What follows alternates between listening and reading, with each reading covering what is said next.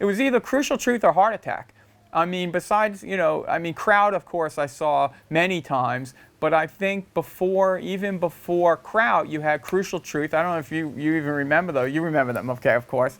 And then, of course, Heart Attack, one of my favorite bands. I had a rubber motorcycle jacket. I couldn't afford a leather one. I didn't even know where to get one. And my friend Walter's grandfather had a MC jacket, but it was made out of rubber. I don't know where this thing came from. And I had God is Dead painted on the back from the Heart Attack song, of course. I have to say A7. I was initially almost going to say the Mud Club. I had so many good times at the Mud Club. You know, Flipper shows there. That was a fun show. Max's definitely, although that's a little more blurry for me because they kind of stopped having shows by the time I got really into the thing. But of course, A7. I mean, A7 was...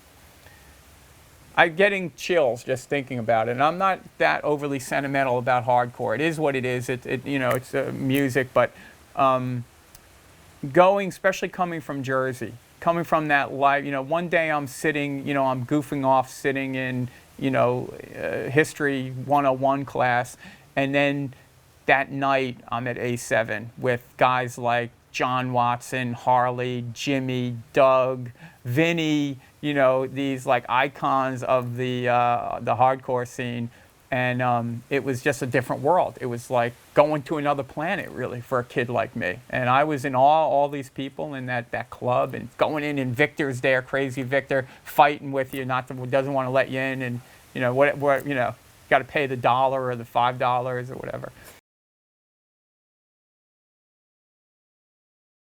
Oh, it's John Watson. I mean, you know, I was pretty good, but I was like, again, but John, you can't compete with him. He brought the New York street style, the Bronx style. He had the style. Yeah, you don't, enough said. There were other people doing cool things. Harley did some cool stuff. Everybody did a lot of fun, interesting stuff. But again, the emphasis, it was all fun. We were all having fun. There was no intentional violence that you wanted. Like later on, I'm not part of that scene, but I heard it got kind of violent and people were hurting each other. This was just like, it was New York. It was beautiful. You know, the whole scene, the camaraderie that we had, the fun, the different styles. It didn't matter. Bands came in from town. I remember, you know, this crazy band from New Orleans. They had a song called Nuke the Whales. I don't even remember the band. But they came in and we welcomed them. You know, it wasn't this competition or this or that. Occasionally, you know, even there's a lot of stuff about the DC bands or the Boston bands. There was maybe some, but it wasn't a big deal. They came down and we had, come on, Minor Threat came to play at CBGB's. That was like a dream come true.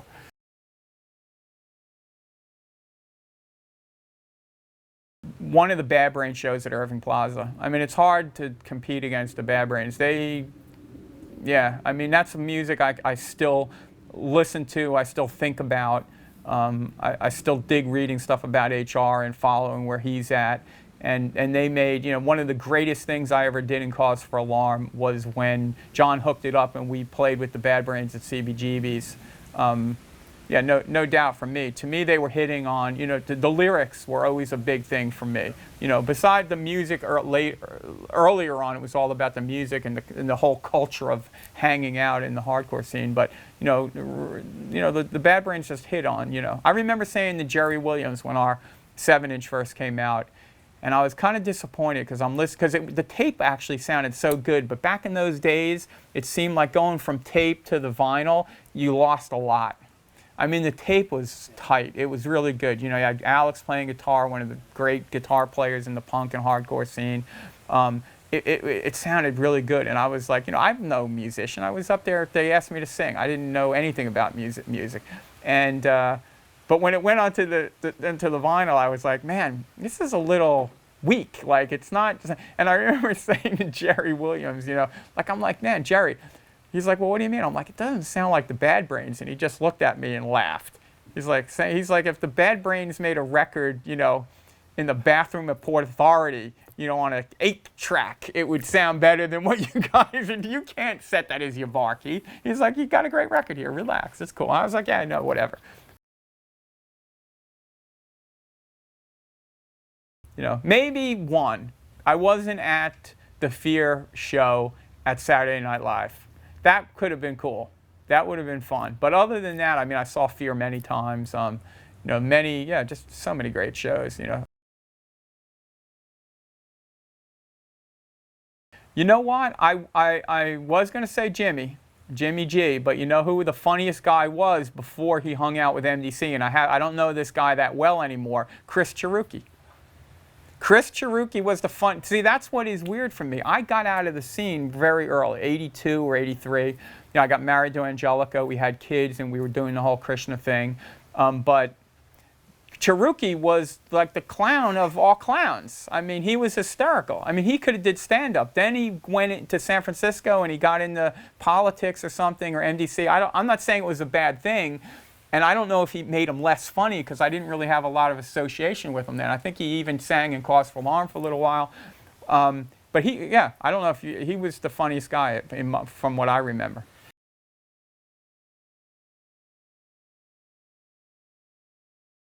I love Vinnie. Vinnie was like, no ego, just a good guy, a good soul all the way around. We all remember, I think, he'd run home, during the week in the summer to turn on the air conditioner for his mother. I'm half Italian, so I had that kind of upbringing, a little bit respect for, but the greatest, there's so many, like I said, great stories about Vinnie. He's just a gem of a guy.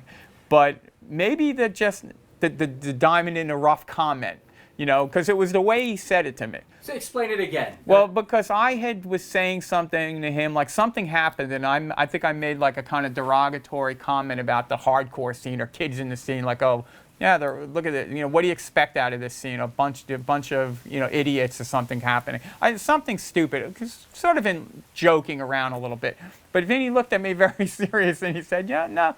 He's like, I don't think so, Keith. He's like, there's a lot of diamonds in the rough here. And it was just funny hearing that sentiment coming from Vinnie. Like, we're just kind of joking around, and I'm kind of joking around, like being sarcastic about, something event that happened. And he was like, nah. And I was like, and he's like, you know what? That's, I'm studying all this philosophy and trying to be all this enlightened sort of develop myself into this enlightened being, and here's this great pearl of wisdom from a really well-balanced guy. and I had to think about that, and I was like, yeah, he's right. There are a lot of, even my comment in jest was inappropriate. There was no one in the East Village. There was no one around. I mean, I remember getting on my skateboard and shooting down once, like on a dare. Now, I wasn't living in the city yet, just down the B. And it was like, cars were burning on the streets. I wasn't a real big fan of the Boston bands. I didn't really get them. I was like, at that point, I was straight edge, but it was because of my involvement with meeting John Joseph, which was, happened in a vestibule outside of A7, and I got introduced into Krishna consciousness, which was, another giant event in my life that sent me on a path, that was pretty awesome, really. But those early meetings with John and that early friendship with John was interesting, was crazy and fun, and then, it was definitely, it was an experience back. And cars burning, I always remember. They used to light cars on fire on Avenue C, Avenue D, and they just burned. And there were no cops, no police presence around. You know what? My take on this is, in this present moment, is hardcore is to the individual what it's going to be. I mean, I don't want to judge kids today. I see some, like even when my daughter was like 15 or 16 and getting really into punk, and some of her friends really like, the crazy punked out with the chains and the tattoos and mohawks and, really that, I forget, that grungy kind of punk look. I think it is what it is in that moment to a person, and I don't think I'm in any particular position to judge somebody's experience now. My comment, like I said earlier, is just I really feel like I think we touched on it earlier, just the grassroots. The early part of the movement was very pure and sincere, and it wasn't driven by greed or record sales or ego or all of this stuff that sort of crept into the scene later. Even I became part of that, unfortunately, in '95 when I started playing again, and I was on this mission but with the victory and the selling T-shirts and the competitions and the bands, it was different, than before, where you played shows, you didn't care. You hung out with your friends. If you drank, you had a few beers. If you were straight edge, if you were whatever your deal was, we all kind of hung out, and for the most part, got along until like me and John got a little crazy with the Hare Krishna stuff and pissed off a lot of people. We were, that was my ego. It wasn't an appropriate way to behave, but kind of being judgmental with people. And up until that point, it was all pretty, pretty copacetic on the scene.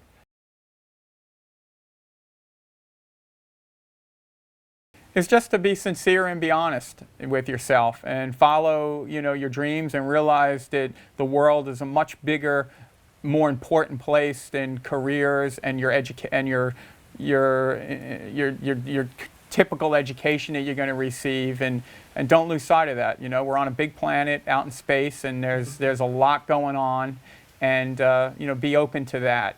That's what's important. All this other stuff, this temporary so-called civilization, and especially in America, you get really indoctrinated into that this is it.